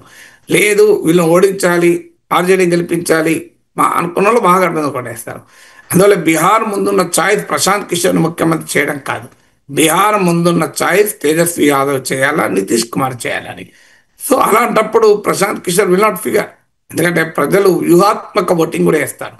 వెరీ వెరీ కమిటెడ్ ఓటరే వాళ్ళు గెలుపోవడంతో సంబంధం లేకుండా మా ఓటేస్తారు. మన దేశంలో ఇంకో దరిద్రం కూడా ఉంది. నా ఓటు మురిగిపోతుంది, నేను నా ఓటు వేసినవాడు గెలవాలి, ఎవరికి ఓటైతే ఏం లాభం, నా ఓటుకు విలువ లేకుండా పోతుంది కదా అనేటువంటి చాదస్తం కూడా ఉంది. అందువల్ల బహుశా Prashant Kishor understood his limitations కనుక, అందుకే ఏదైనా వండర్ జరిగితే 150 సీట్లు వస్తాయి, కాదంటే 10 సీట్ల పరిమితం అవుతాయి. కానీ వండర్ జరగచ్చు. నాకు ఇప్పటికి గుర్తు, ఎన్టీ రామారావు పార్టీ పెట్టినప్పుడు ఇండియా టుడేలో స్టోరీ వచ్చింది, కవర్ స్టోరీ వచ్చింది రామారావు ఫోటోతో. అందులో ఫస్ట్ సెంటెన్స్ ఇది నేను ఒక 40 years కిందది గుర్తు చేసుకొని చెప్తున్నప్పుడు సడన్గా, daring a miracle at another film matinee Idol is to be elected అని ఇచ్చాడు. అంటే ఏదైనా అద్భుతం జరిగితే తప్ప మరో సినీ నటుడు ముఖ్యమంత్రి కాబోతున్నాడు అని ఇండియా టుడే రాసింది ఎలక్షన్ల ముందు. నేను ఇండియా టుడే అప్పుడే స్టార్ట్ చేసింది ఈ పొలిటికల్ సర్వేలు. ప్రణయ్ రాయ్ దానికి ఆద్యుడు, ఇండియాలో అప్పటిదాకా లేదు ఈ సర్వేలు ఇవి. సో అందువల్ల ఇండియా టుడే అప్పుడు స్పెక్యులేట్ చేస్తూ barring a miracle and another matinee Idol is going to be the chief minister అని. ఆల్రెడీ తమిళనాడులో ఎంజి రామచంద్రన్ ఈ చరిత్ర ఉంది కనుక మరో సీనియర్ కాబోతున్నాడు. అందువల్ల విల్ సీ మిరాకిల్ జరుగుతాయా, కానీ అప్పటి రాజకీయాలు వేరు ఇప్పటి రాజకీయాలు వేరు కనుక ఇంకో రకంగా ఉంటుందా చూద్దాం. ఇక ప్రెసిడెంట్ ట్రంప్ కు వ్యతిరేకంగా అమెరికన్లు రోడ్డెక్కారు. బహుశా అమెరికా చరిత్రలోనే ఏ అధ్యక్షుడి మీద ఇంతలా వ్యతిరేకత వచ్చి ఉండదేమో సార్. 70 లక్షల మంది 50 రాష్ట్రాల్లో నిరసనల్లో పాల్గొన్న పరిస్థితి. ఒకవైపు ట్రంప్ చెప్తూ ఉన్నారు కదా సార్, అమెరికా ప్రయోజనాల కోసమే నేను పాటుపడతాను, మళ్ళీ అమెరికాను గ్రేట్ చేస్తాను అని చెప్పి. మరి అంతలా కష్టపడుతూ ఉన్న ట్రంప్ మీద ఇంత వ్యతిరేకత ఎందుకు సార్? ఇప్పుడు ఆయన మేక్ అమెరికా గ్రేట్ అగైన్ అన్నాడు. డాలర్ వాల్యూ 10% పడిపోయింది. ఇప్పుడు అమెరికా గ్రేట్ అయితే డాలర్ ఎందుకు పడిపోయింది? దీనికి ఆన్సర్ ఉండాలి కదా. ఇప్పుడు అమెరికన్ ప్రభుత్వ బాండ్ల పైన ప్రపంచ పెట్టుబడిదారుల విశ్వాసం పోతుంది, గ్లోబల్ సెంట్రల్ బ్యాంక్స్ విశ్వాసం పోతుంది. అమెరికన్ బాండ్ మార్కెట్ అంటే అమెరికా ప్రభుత్వ ట్రెజరీ బిల్లుల్లో ఫారిన్ షేర్లు తగ్గిపోతుంది. అంటే ప్రపంచ విశ్వాసాన్ని కోల్పోతుంది అమెరికా ఎకానమీ పైన. మరి అమెరికాలో ట్రంప్ అమెరికాను గ్రేట్ చేస్తుంటే ఇలా ఎందుకు జరుగుతుంది? ఇప్పుడు ఇదేం స్పెక్యులేషన్ కాదు కదా. 2025లో డాలర్ వాల్యూ 10% పడిపోయింది. అందుకే కదా గోల్డ్ విలువ, బిట్కాయిన్ల విలువ గణనీయంగా పెరుగుతుంది కదా. సో అందువల్ల క్లియర్గా మేక్ అమెరికా గ్రేట్ అగైన్. భవిష్యత్తులో ఏం జరుగుతుందో తెలియదు, కానీ ఇప్పటికైతే మేక్ అమెరికా బాయిల్ అగైన్, మాగా పోయి మాబాయింది. మేక్ అమెరికా ఏంటంటే ఇది land of democracy, land of freedom, land of entrepreneurship, land of enterprise ఇది. అందువల్ల ఇక్కడ స్వేచ్ఛ కూడా ఎక్కువే మీకు. అందుకే మీకు వైట్ హౌస్ ఎదురుగా కూడా నిరసన తెలుపుతూ ఉంటారు. మన దగ్గర అసెంబ్లీకి పార్లమెంటుకు 10 కిలోమీటర్ల దూరాన్ని ఉంచుతారు. అమెరికాలో వైట్ హౌస్ ముందు కూడా నిరసన తెలుపుతుంటారు. సో మీకు that's the beauty of America, ఆ ఫ్రీడమ్, ఆ ఫస్ట్ అమెండ్మెంట్ కంట్రీ ఇది. స్వేచ్ఛలు మన దగ్గరన్న స్వేచ్ఛల పైన సహేతుక ఆంక్షలు, రీజనబుల్ రెస్ట్రిక్షన్స్ విధించవచ్చు అంటారు, కానీ ఇక్కడ అది కూడా ఉండకూడదు. తుపాకులు పట్టుకున్న స్వేచ్ఛే ఉండే దేశం ఇది. అందువల్ల నిరసనలు సహజం. ఇప్పుడు కాదు, వియత్నాం పైన అమెరికా వార్ చేస్తే అమెరికన్ యూనివర్సిటీస్ అట్టుడుకుపోయాయి. ఇప్పుడు 50 కంట్రీస్లో పాలస్తీనా అనుకూల నిరసనలు జరిగాయి బహిరంగంగా. ఇప్పుడు మీకు జూన్లో 50 లక్షల మంది పాల్గొన్నారు నిరసనలో. ఇప్పుడు 70 లక్షల మంది పాల్గొన్నారని అంతర్జాతీయ మీడియా అంచనా. నేను ప్రత్యక్షంగా కూడా చూశాను. నేను ఆ సాటర్డే ఈ నో కింగ్స్ ప్రొటెస్ట్ జరుగుతున్న సమయంలో కాలిఫోర్నియాలో ఉన్నాను. అక్కడ మీకు 17 మైల్ డ్రైవ్ అని ఉంటుంది. అక్కడ బిగ్ స్టర్ ప్రాంతం అది. అక్కడ బిక్సీ బీ బ్రిడ్జ్ అని ఉంటుంది. అది చూడటానికి వెళ్తుంటే ఆ బ్రిడ్జ్ దగ్గర ఒక ప్లే కార్డ్ పట్టుకుని ఉన్నారు. If you believe in democracy, మీరు ప్రజాస్వామ్యాన్ని నమ్మితే, ప్రజాస్వామ్యం కావాలంటే హారన్ కొట్టండి అని ఆడ టూరిస్టుల వెహికల్స్ పట్టుకొని వస్తుంటారు. సో ఆ హారన్ కొట్టండి అని అక్కడ పిలిపించాడు. So it was a very innovative protest. నేను ఫస్ట్ టైం ఆ నో కింగ్స్ ప్రొటెస్ట్ యొక్క ఒక రూపం చూసాను. ఇలా అనేక రూపాలు. టైమ్స్ స్క్వేర్లోనైతే ఎకానిక్ టైమ్స్ స్క్వేర్ న్యూయార్క్లో ఉంటుంది, అక్కడైతే లక్షల మంది పాల్గొన్నారు. సో అందువల్ల మీకు I was a personal witness to know Kings protest. ఇలా ఎందుకు చేస్తున్నారు అంటే, నేను ఇంతకుముందు చెప్పినట్లు, ఒకటి ఇమ్మిగ్రేషన్ పైన ట్రంప్ పడుతున్న దాడి. అందుకే మీరు గమనించండి, ట్రంప్ ఈజ్ ఎ పొలిటీషియన్. అమెరికాలైనా ఇండియాలైనా పొలిటీషియన్లు ఒకే రకంగా ఉంటారు. ఇప్పుడు H1B వీసాలు ఎలా మొదలైన $1,00,000 మొదలు అందరిపైన అన్నారు. తర్వాత వితిన్ 24 hours క్లారిఫికేషన్ వచ్చింది. ఇది ఫస్ట్ టైం పిటిషన్ వేసుకున్నప్పుడే H1B వీసా కొరకు అప్లై చేసినప్పుడే ఆల్రెడీ H1B వీసాలు ఉన్న వారికి ఇబ్బంది లేదు అని. అసలు ఫ్లైట్ ఛార్జెస్ భయంకరంగా పెరిగాయి. మీరు విత్ ఇన్ అవర్స్ అమెరికాకు తిరిగి రావాలి అంటే మన దేశంలో ఉన్నవారు నానా ఇబ్బందులు పడ్డారు. తర్వాత అలా కాదు, మీరు అమెరికాలో లేకపోయినా ఏం కాదన్నారు. ఇప్పుడు లేటెస్ట్గా ఇవాళ పత్రికలు చూడండి మీరు, అసలు H1B అమెరికాలో MS చేస్తే అసలు H1Bకి $1,00,000 కట్టాల్సిన అవసరమే లేదు. సో అంటే అర్థం ఏంటి? ఎందుకంటే అక్కడ అమెరికన్ యూనివర్సిటీలో చదివే స్టూడెంట్స్ తగ్గిపోతున్నారు, భారీగా తగ్గిపోతున్నారు. సో ఎందుకంటే America make America great again అని ట్రంప్ అన్న ఇమ్మిగ్రేషన్ పై కూడా రాజీ పడుతున్న సూచనలు కనబడుతున్నాయి. కానీ ఇమ్మిగ్రేషన్ల పైన రిపబ్లికన్లు జరుపుతున్న దాడి ప్రచారము దీనివల్ల ఏమవుతుందంటే అమెరికాలో ప్లూరాలిటీ డైవర్సిటీ నమ్మేటువంటి ప్రజలు, అంటే this is land where immigrants చాలా పెద్ద పొజిషన్, నోబెల్ ప్రైజెస్ పొందిన వాళ్ళు ఉన్నారు. మనకు ఉదాహరణ బరాక్ ఒబామా కదా, ఆయన పూర్తి పేరు ఏంటి? Barack Hussein Obama. ఎవరైనా ఆయన ఆఫ్రో అమెరికన్, అంటే ఫాదర్ ఆఫ్రికన్ ఆరిజిన్. సో మీకు కెనియా అనుకుంటాను ఫాదర్ ఆరిజిన్. అసలు ట్రంప్ ఇమిగ్రెంట్, వాళ్ళ తాత జర్మనీ నుంచి వచ్చారు. అసలు this country is a country of immigrants. 400 ఏళ్ల క్రితం యూరోపియన్ సెటిలర్స్, నేటివ్ అమెరికన్ చాలా తక్కువ. సో మీకు అందుకే ఇప్పుడు మనకు భారతదేశం ఉందనుకోండి, 5,000 సంవత్సరాల క్రితం మహాభారత యుద్ధం జరిగింది అని కురుక్షేత్ర ఉంటుంది ఒకటి, మీకు అయోధ్య ఉంటుంది ఎప్పుడో రామాయణ కాలంలో శ్రీరాముడు పుట్టాడని. సో 2,000 సంవత్సరాలు 3,000 సంవత్సరాలు 4,000 సంవత్సరాలు అప్పటి చరిత్ర ఉంటుంది, కట్టడాలు కూడా ఉంటాయి. అమెరికాలో అలా ఉండదు. అమెరికా ఇదే అడాప్టెడ్ ల్యాండ్. యూరోపియన్స్ నుంచి మొదలుకొని అన్ని కంట్రీస్ నుంచి ఇక్కడ వచ్చారు. అమెరికా అలాస్కా రష్యా నుంచి కొన్నది, మెక్సికో నుంచి తీసుకున్న ప్రాంతాలు ఉన్నాయి. So this is a very different country, very divorce nation ఇది. సో అందువల్ల ఈ కంట్రీలో ఉండేటువంటి ఆ స్వభావానికి భిన్నంగా ఇమిగ్రెంట్ స్టేషన్ పైన అటాక్ జరుగుతుంటే పెద్ద ఎత్తున వ్యతిరేకత కూడా వస్తుంది. అది కేవలం ఇమిగ్రెంట్ నుంచే కాదు, నాన్ ఇమిగ్రెంట్ నుంచి కూడా వస్తుంది. ఇక్కడ ఎకానమీకి ఇమిగ్రెంట్లు చాలా కీలకం.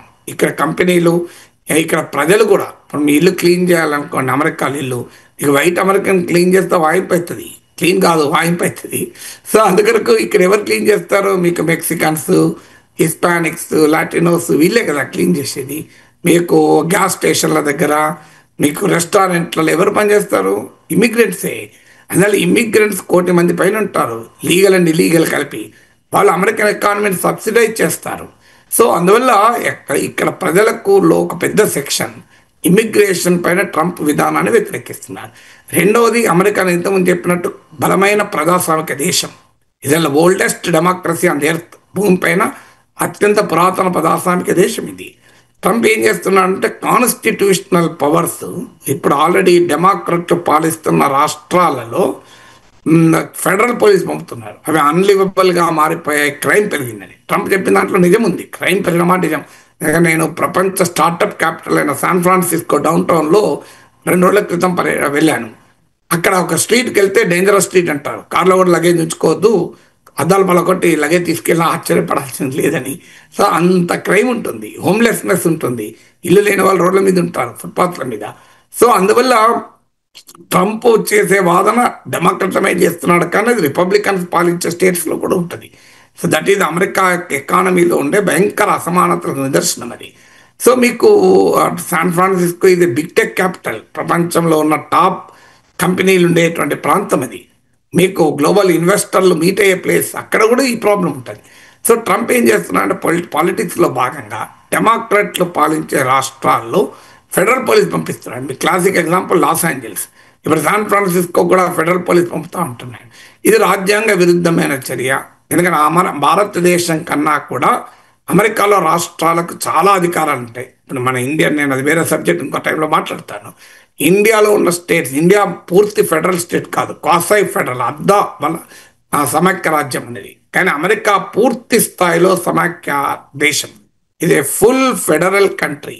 సో అందువల్ల ఫుల్ ఫెడరల్ కంట్రీ కనుక ఇక్కడ రాష్ట్రాలకు అధికారాలు ఉంటాయి. ట్రంప్ దాన్ని అతిక్రమిస్తున్నాడు, రాష్ట్రాల పవర్స్ పైన ఎంక్రోచ్ చేస్తున్న విమర్శ. అలాగే కాంగ్రెస్కు ప్రెసిడెంట్కు మధ్య ఉండే బ్యాలెన్స్ ఉంటుంది. ఇప్పుడు ఆల్రెడీ 21 days షట్డౌన్. ఇప్పుడు నేను మాట్లాడే సమయానికి గవర్నమెంట్ షట్డౌన్ 21 days. 7.5 లక్షల మందికి ఫెడరల్ ఉద్యోగులు ఇవాళ ఉద్యోగాలు కోల్పోయారు. అందుకే మీరు నేషనల్ పార్క్లకు వెళ్తే మెయింటెనెన్స్ కూడా లేక ఇబ్బంది పడే పరిస్థితి వచ్చింది. వాష్రూమ్లు కూడా క్లీన్ చేసేటోళ్ళు ఉండరు. So federal employees, non essential employees అంతా ఇవాళ బయట ఉన్నారు. సో అందువల్ల ఈ గందరగోళం ఉంది. కాంగ్రెస్కు అసలు టారిఫ్లు విధించడం కూడా తప్పు, ట్రంప్కి అధికారం లేదని దిగువ కోర్టులు తీర్పులు చెప్పాయి. సుప్రీంకోర్టులో కేసు ఉంది. అసలు కాంగ్రెస్కి ఉండే అధికారం అది ఇతర దేశాలపైన టారిఫ్లు విధించాలంటే ట్రంప్కి అధికారమే లేదు అని. సో దానిపైన అలా కాన్స్టిట్యూషన్, డెమోక్రసీ ప్రమాదంలో పడింది.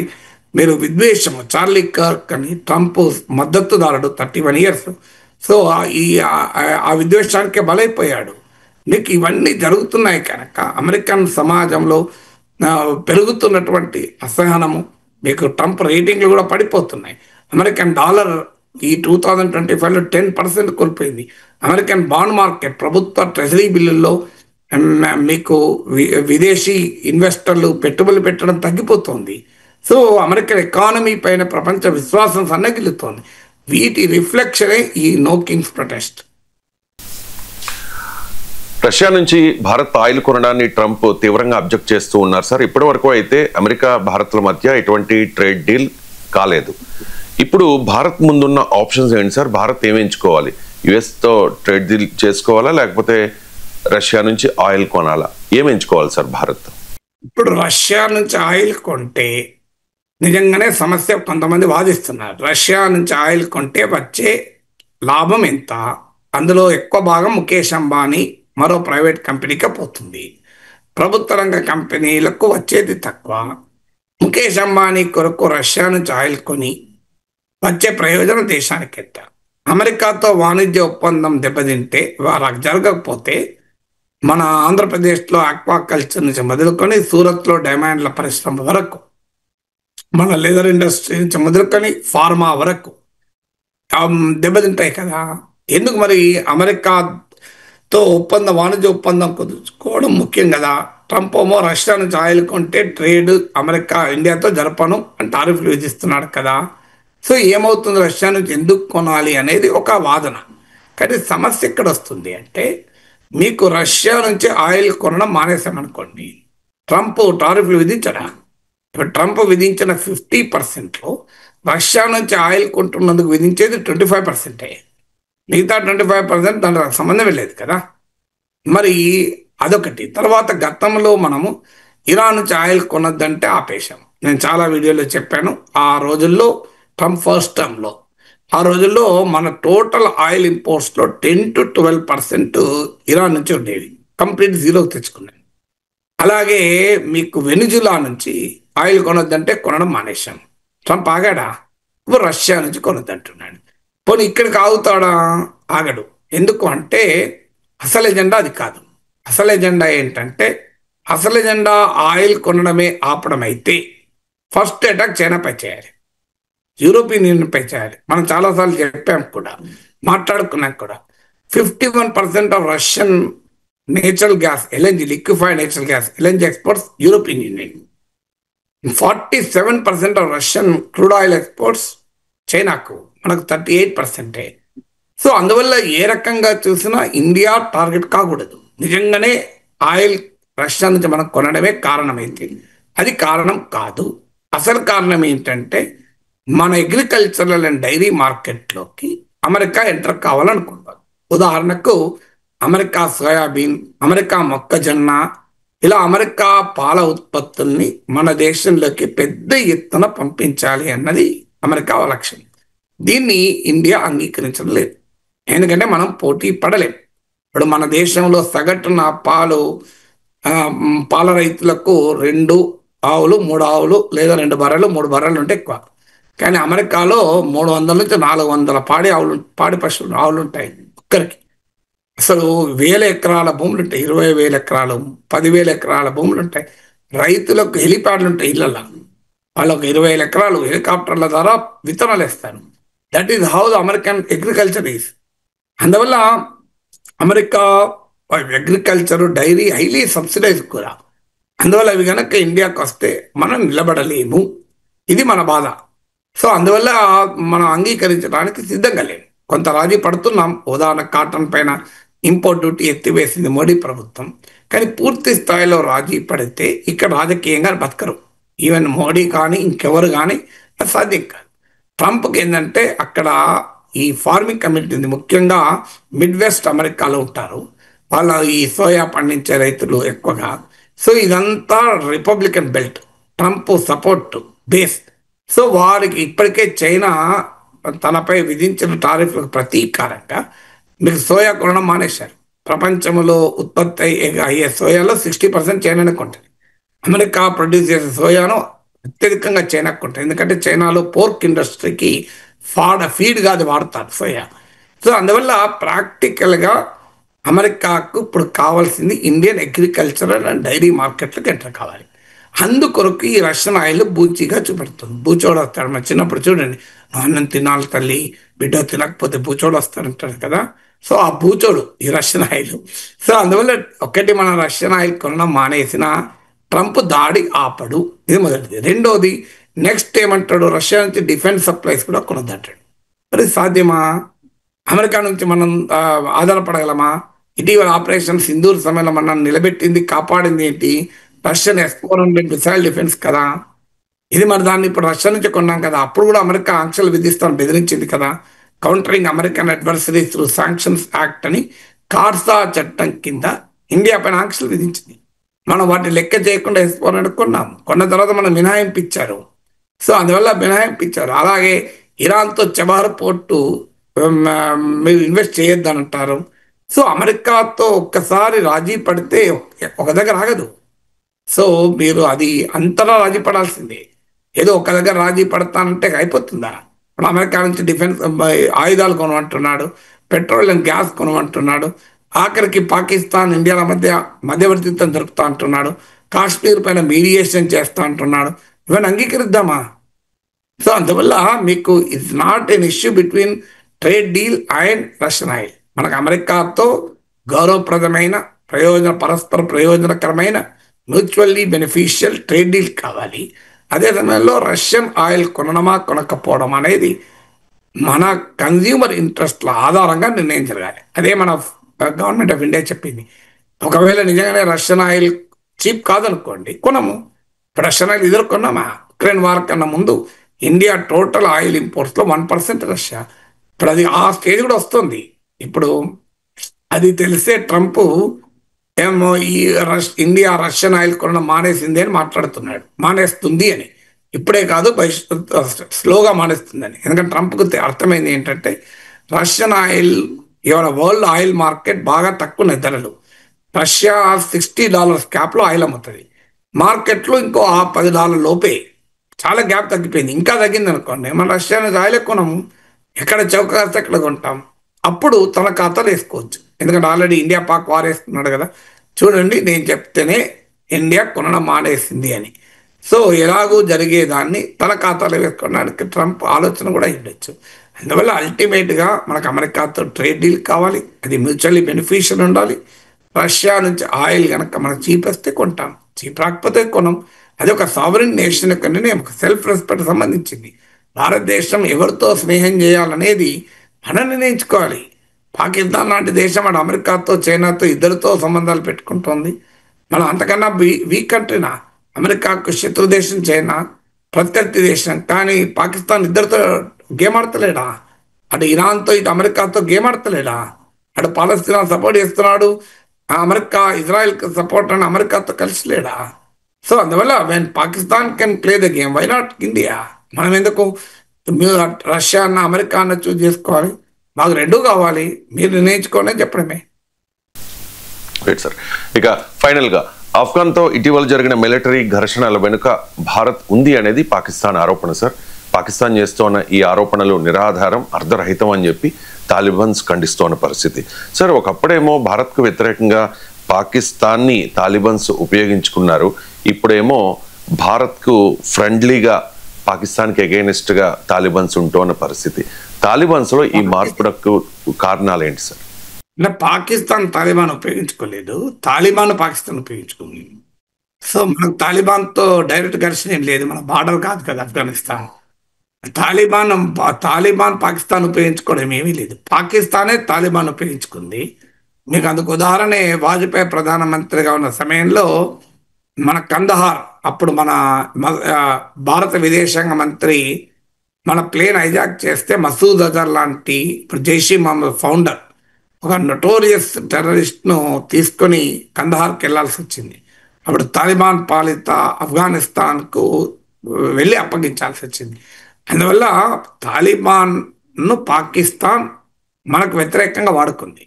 ఇప్పుడు బాధ కూడా అదే, తాలిబాన్ భారతదేశం మధ్య సంబంధాలను పాకిస్తాన్ డైజెస్ట్ పోతుంది. ఎందుకంటే పాకిస్తాన్ ఎజెండానే ఆఫ్ఘనిస్తాన్ కూడా ఇండియాకు వ్యతిరేకంగా వాడుకోవాలి అని.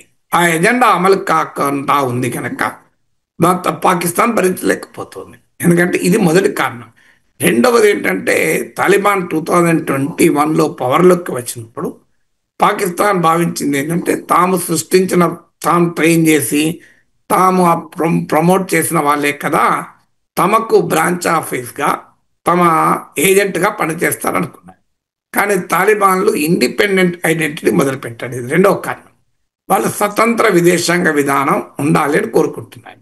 అందుకే తాలిబాన్ డిఫెన్స్ మినిస్టర్ మహమ్మద్ మీకు యాకూబ్ అని, ఆయన ఎవరో కాదు, తాలిబాన్ ఫౌండర్ అయిన ముల్లా ఉమర్ కొడుకు. సో మామూలుడు కాదు, కేవలం ఆఫ్ఘనిస్తాన్ రక్షణ మంత్రి కాదు, ఆఫ్ఘనిస్తాన్లో తాలిబాన్ ఫౌండర్ అయిన ముల్లా ఉమర్ కొడుకు. సో ఆయనే చెప్తున్నాడు ఇట్ ఇస్ అన్యాక్సెప్టబుల్, ఇల్లాజికల్ అని, అర్థం లేని వాదన, అసలు దీన్ని మేము అంగీకరించము, ఇది నిజం కాదు, నిరాధారమైంది అని తాలిబాన్ వ్యాఖ్యానించింది. మాకు పాకిస్తాన్కు మధ్య జరుగుతున్న ఘర్షణలు భారత్కు సంబంధం లేదు అని. ఇదేం కొత్త కాదు. బెలూచిస్తాన్లో తిరుగుబాటు జరిగితే ఇండియానే బ్లేమ్ చేసింది పాకిస్తాన్. టెహ్రీక్ తాలిబాన్ ఖైబర్ పఖ్తూన్ఖ్వా స్టేట్లో పాకిస్తాన్ పైన దాడులు జరుపుతుంటే పాకిస్తాన్ పోలీస్ పైన, పాకిస్తాన్ ఆర్మీ పైన, మన పైన వేసింది. కారణం ఈవెన్ పాక్ ఆక్యుపైడ్ కాశ్మీర్లో ప్రజలు నిరసన తెలిపితే మననే బ్లేమ్ చేస్తోంది. ఇక్కడ పాకిస్తాన్కి వేరే పని లేదు, వాళ్ళు ఇండియాను బ్లేమ్ చేస్తూ మనుగడ సాధించేటువంటి దేశం అది. భారత్ పట్ల దేశంతోనే బతుకుతుంది, వాళ్ళకి వేరే పనే లేదు, వేరే జీవమే లేదు. పాకిస్తాన్ పుట్టింది, ఇప్పటికీ బతుకుతున్నది యాంటీ ఇండియా ఫీలింగ్ పైన. ఇండియా అలా కాదు, మాకు పాకిస్తాన్ ఆబ్సెషనే కాదు, we just don't care Pakistan. మనం వరల్డ్ లీడర్ కావాలనుకుంటున్న దేశం, మనకు పాకిస్తాన్కు ఉన్నటువంటి సమస్యది. సో అందువల్ల ఎప్పుడైతే తాలిబాన్ ఇండిపెండెంట్ ఫారెన్ పాలసీని అనుసరించడం మొదలుపెట్టిందో, మరీ ముఖ్యంగా ఇండియాతో అవుట్ రీచ్ మొదలుపెట్టిందో, పాకిస్తాన్ డైజెస్ట్ చేసుకోలేకపోతుంది. ఇది మొదటి కారణం. పాకిస్తాన్ తెలియదు అసలు సమస్య ఏంటి, మనతో సంబంధం ఏంటి, ఆఫ్ఘనిస్తాన్ పాకిస్తాన్ల మధ్య గొడవలకు మనకు సంబంధమే లేదు. ఏంటి సమస్య? టెహ్రీక్ తాలిబాన్ పాకిస్తాన్. ఇది తాలిబాన్కు బ్రాంచ్ ఆఫీస్ కాదు, ఆర్గనైజేషనల్లీ తాలిబాన్తో లింక్ అయి ఉన్నది కాదు, ఐడియాలజికల్లా తాలిబాన్తో లింక్ అయి ఉంది. అది నిజం. పాకిస్తాన్ తాలిబాన్ అంటారు. సో ఇప్పుడు మావోయిస్టులు నేపాల్లో ఉంటారు, ఇండియాలో ఉంటారు, ఆర్గనైజేషన్ లింక్ ఏం లేదు, కానీ అక్కడ ఐడియాలజికల్గా కామనాలిటీ మాత్రమే. సో అలాగే మీకు పాకిస్తాన్ ఏమంటుందంటే ఆఫ్ఘనిస్తాన్లో ఉన్న తాలిబానే వీళ్ళని ప్రోత్సహించి మా పైన దాడులు చేయిస్తుంది అని. కానీ తాలిబాన్ ఏమంటే మాకు సంబంధం లేదు అంటది. ఇది రెండవ సమస్య. సో ఈ మధ్య కాలంలో అసలు ఇప్పటికే 2025లోనే 2400 మంది చనిపోయారు. అనేక అటు టెహ్రీక్ తాలిబాన్, బెలూచ్ లిబరేషన్ ఆర్మీ అందరూ దాడులు చేస్తుంటే, అందువల్ల రెండవ సమస్య టెహ్రీక్ తాలిబాన్ ఇష్యూ. మూడవ సమస్య డ్యూరాండ్ లైన్. ఇది పాకిస్తాన్ ఆఫ్ఘనిస్తాన్ల మధ్య బార్డర్. ఈ బార్డర్ పైన దేశంలో అటు ఇటు ఫస్తూన్ తెగకు చెందిన వారు ఉంటారు. ఈ ఫస్తూన్లు తాలిబాన్లో కూడా డామినెంట్ తెగ. తాలిబాన్ ఫస్తూన్లే తాలిబాన్లో డామినెంట్ ట్రైబ్ అది. సో ఈ డ్యూరాండ్ లైన్ సరిహద్దుగా ప్రకటించాలని పాకిస్తాన్ అంటది. దానికి తాలిబాన్ అంగీకరించారు. ఎందుకంటే ఫస్తూన్ తెగ జాతికి చెందిన వారు ఇటు అటు ఉంటారు కనుక వాళ్ళని డివైడ్ చేయడానికి వాళ్ళు అంగీకరించడానికి రెడీగా లేరు. నాలుగవది పాకిస్తాన్ ఇటీవల ఆఫ్ఘనిస్తాన్ శరణార్థులందరినీ వెనక్కు పంపించింది. తాలిబాన్ దానికి అంగీకరించలే. వాళ్ళందరినీ తమ దేశానికి తిరిగి తీసుకోవటానికి వాళ్ళు అంగీకరించలే. అది నాలుగవ సమస్య. ఇలా పాకిస్తాన్ ఆఫ్ఘనిస్తాన్ల మధ్య ఘర్షణలకు ఇండియాకి ఎలాంటి సంబంధము లేదు. That is the own making. అది వాళ్ళ మధ్యలో ఉండే సమస్యది. కానీ పాకిస్తాన్కి అలవాటు కదా. అందువల్ల అసలు సమస్య తాలిబాన్ మా పిల్లలు వీళ్ళు, మేము సృష్టించిన వాళ్ళు, ఇండియా పైన మేము వాడుకుందాం అని చెప్తే వీళ్ళు పోయి ఇండియాతో కలవడం ఏంటి అనేది పాకిస్తాన్ బాధ. కానీ మనమేమి తాలిబాన్తో సంబంధాలు పాకిస్తాన్కు వ్యతిరేకంగా ఏం పెట్టుకోవడం లేదు. మన స్ట్రాటజిక్ ఇంట్రెస్ట్ మనకు ఉన్నాయి. మన వ్యూహాత్మక ప్రయోజనాల రీత్యా తాలిబాన్తో అవుట్ రీచ్ ఉంది. అది రైట్ ఆ రాంగ్ అది వేరే చర్చ.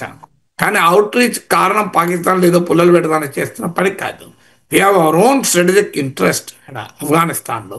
ఆ వ్యూహాత్మక ప్రయోజనాల రీత్యా మనం ఉన్నాయి. గతంలో మాట్లాడాను తాలిబాన్తో భారత్ ఎందుకు సంబంధాలు పెట్టుకుంటుంది. అందువల్ల తాలిబాన్ ఇవాళ ఈక్వేషన్స్ ఎలా మారుతాయని దానికి ఇది ఉదాహరణ. పాకిస్తాన్ చేస్తున్న ఆరోపణలు మనం అసలు సీరియస్గా తీసుకోవాల్సిన అవసరం కూడా లేదు. Right sir, thank you so much.